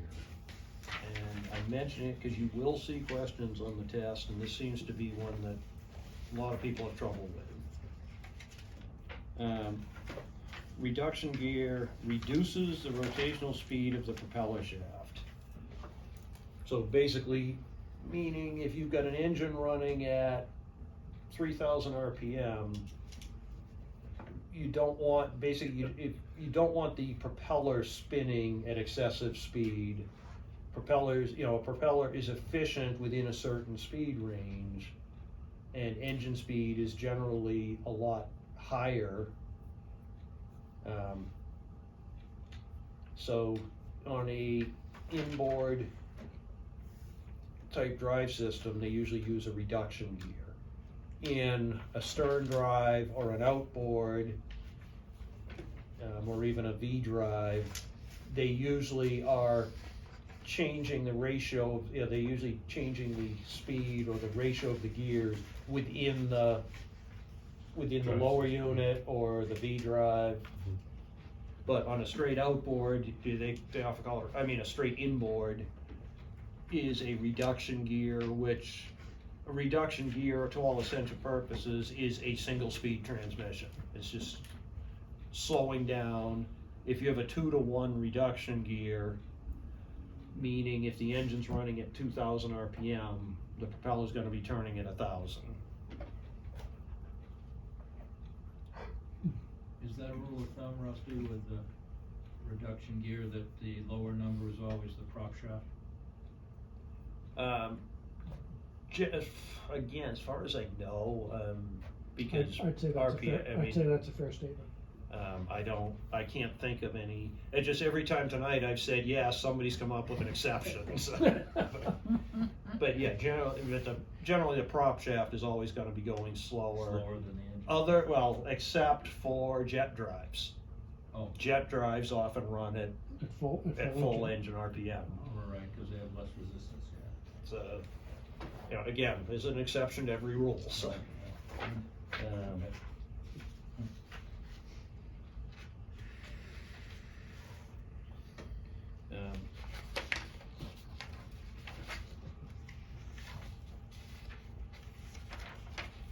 But that, it's a fairly straightforward principle, but it seems like every year, some people end up missing that one on the test. Something to do with the. But like a V drive would have essentially the same principle. Yeah, just- basically it with just- different size gears, so that physical- it's gonna reduce the The prop physical jumps. construct of it is different. But they, in that case, in a V drive, it's part of it, it's just like in an out drive on a stern drive. Yeah, It's integrated into the stern drive of the V drive, but it's the same principle. same principle. Okay. It's just on a straight inboard, it's a separate unit, and that's all it does is reduce Okay, the speed of the prop shaft. okay.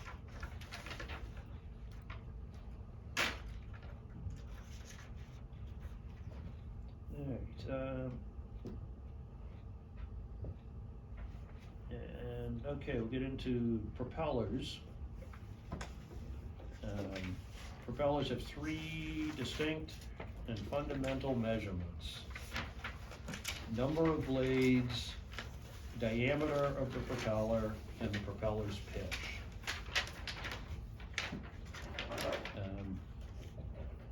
The first number is always the diameter.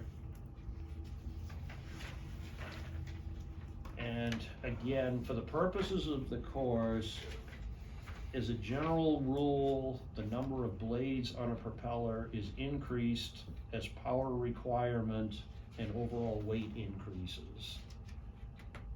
With the technology today, I don't know if that's entirely true, but that's something, again, if you see it on the test, that's Can you say that again?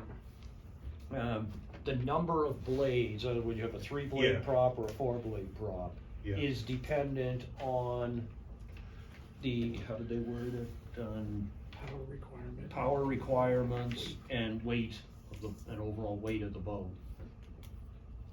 Okay, In the old, in the old days, so to speak, 4-blade props were generally for heavy work boats, high power.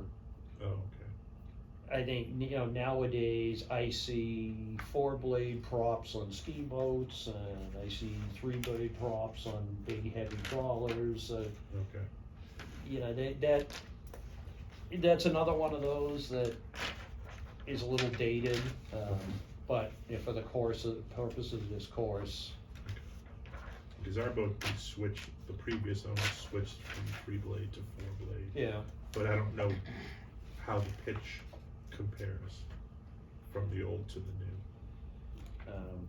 Yeah, and again, to me, that's one of those that it's a lot, there seems to be a lot of opinion to, which is better, which is, one guy will tell you, oh, this, in this instance, you absolutely should have a 4-blade prop, and then the next guy you talk to say, no, that should be a 3-blade. Yeah. It's as I put it, it's, the Ford versus Chevy argument, which is better, it's an opinion.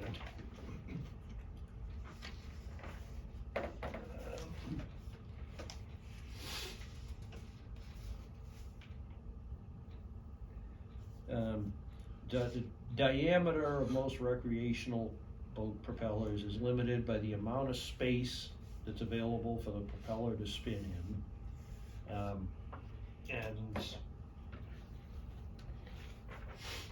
In generally, that is true. The diameter that's kind of predetermined. That's not something you're likely to be changing. The pitch, on the other hand, is something that you can change to tailor to your use of your boat.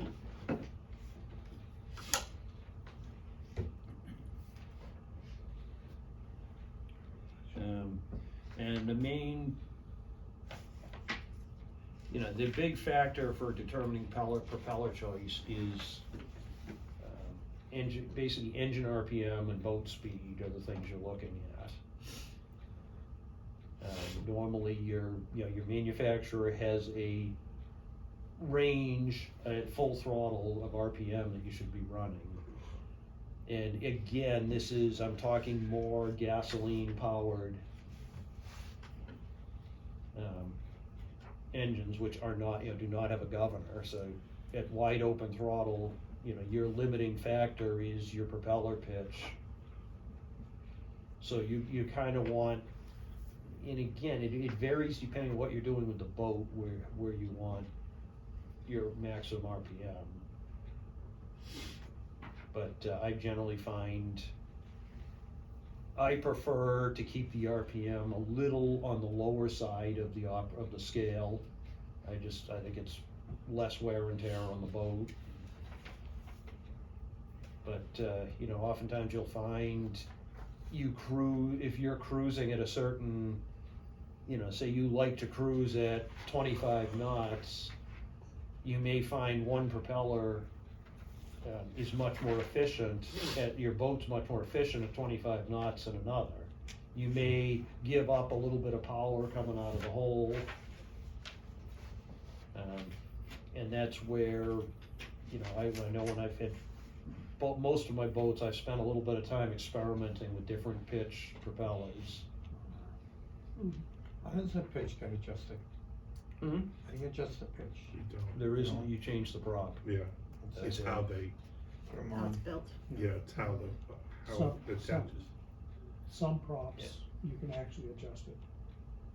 But that's by far the exception rather than the rule. Yeah, Ours are it's fixed. pretty rare, I mean, Yeah, I've got a I feathering. know airplane props are variable pitch, but I haven't seen much. I've got a feathering prop. Yeah, okay, but With- can with you the- vary the pitch, or can you just feather it, or? No, actually, there is a set screw that I could go in and, cause it comes up against, when the Right. blades deploy, they come up against the stop, Yeah, and I can change that stop. yeah, I haven't screwed with it. Is that one of the ones that folds up? No, it feathers. In other words, instead of, yeah, the blades turn so go straight through the water, rather than like that. It's not a folding prop. Kiwi is the brand name. So they turn, They turn. so there's no resistance Minimal resistance, yes. when you're not powered. Right. Great for racing. And that happens automatically when you If they- stop the motor? They freewheel. Oh. Absolutely freewheel. Oh. You know, they take a huge bite out of it. When we put it in reverse, they take a huge bite out of the water. I have stalled my engine in reverse because it's such an immediate load. It's also a ferocious prop walk. yeah.